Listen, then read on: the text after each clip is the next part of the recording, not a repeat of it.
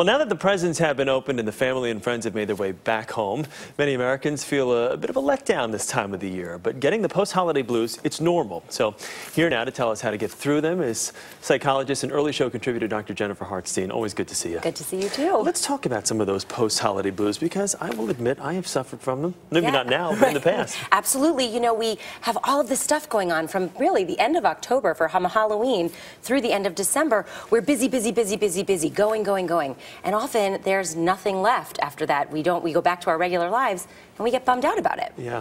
What are some of the symptoms that people do experience? Well, so there's definitely some symptoms that we want to think about, right? So the symptoms are things like mood swings. We're going to start with some of those. We're going to feel more depressed or more irritable. Yeah. You then might get headaches. You might notice that they're stress headaches because you're not really sure what's happening. Or you're feeling anxious. What am I going to do with my time? Where am I going to go next?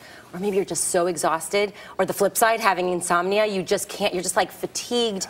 They really mimic depression, but it's usually shorter term, so it doesn't last as long. We put so much build-up into the holidays. There's so much run-up to Christmas and New Year's, and then when it's gone, you can really see how people do kind of that first Monday after the holidays, and it's a bit of a letdown. It is a letdown. So let's talk about the difference between, I was joking around about it outside on the plaza a second ago, the difference between the effects it has on kids and adults. Right, and there are some. We think the kids aren't going to experience that letdown, but why wouldn't they? We have to really expect that they would. They've been out on vacation. Yeah. They haven't been in school. Their responsibilities have been minimal. They've been getting to play with all this new stuff and see family maybe they don't see a lot. So we want to work on getting our kids back into their routine as best as possible and anticipate maybe a little bit of stubbornness going back to school, just like we might feel going back to work. That used to kill me. The going back to school one. Oh yeah, that Sunday night blues is real. So let's talk about what we can do and what adults and children both can do. There's really important things we can do. First, you want to think about what you can do to eat right, to feel right. Yeah. So you want to look at your diet. We have overindulged in every way. We have drank too much. We have eaten too much, too many sweets. So start with replenishing your water supply. Start with thinking about eating more whole grains, which are really going to help keep your energy levels up.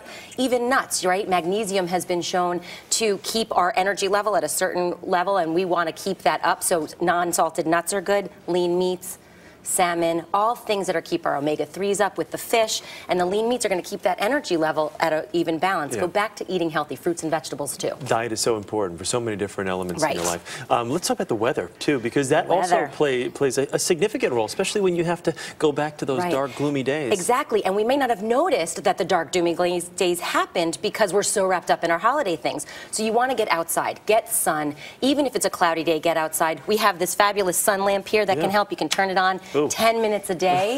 I know, well, really? A lamp? You won't get tan from it, but the light of it really does help replenish the vitamin D and help with seasonal affective disorder, which impacts a lot of people. 10 minutes a day, consistent schedule. If you're worried about it or have questions, talk to your doctor. They can really help you with that.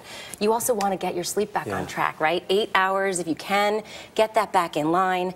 What are your goals that you've set? We talked about resolutions a lot the past couple weeks. How do you keep those in line? And lastly, stay connected with the people. If you've seen all your family and friends, keep that going so you don't have to wait another 364 days till you see them again. And so should there be a little bit of a grace period, though, after the holidays, especially because you've had family, a lot of people have family that have been staying with them for a prolonged period of time? Well, your connection doesn't have to be face-to-face. Maybe it's organizing your photos and emailing them to everybody, but it's keeping that connection of reliving that happy time, that feel-good time that you liked, so that you can keep that going and keep your mood up. Do you have one that you personally like to go to? Is it a diet thing? Is it a light thing? Is it a connected? I mean, which one do you kind of fall back on? I think that for me, it's kind of getting back into a routine. So I think it's a little bit of everything. It's working on the sleep, eating better is definitely key because you overindulge and you just feel lethargic and really bad. So for me, it's kind of getting back into getting up at the same time every day, and the routineness of it, I really enjoy, and I feel better, and then I'm like in control, and that's a really important aspect. Some great advice. Happy New Year to you. Happy New Year to you. Really good to see you.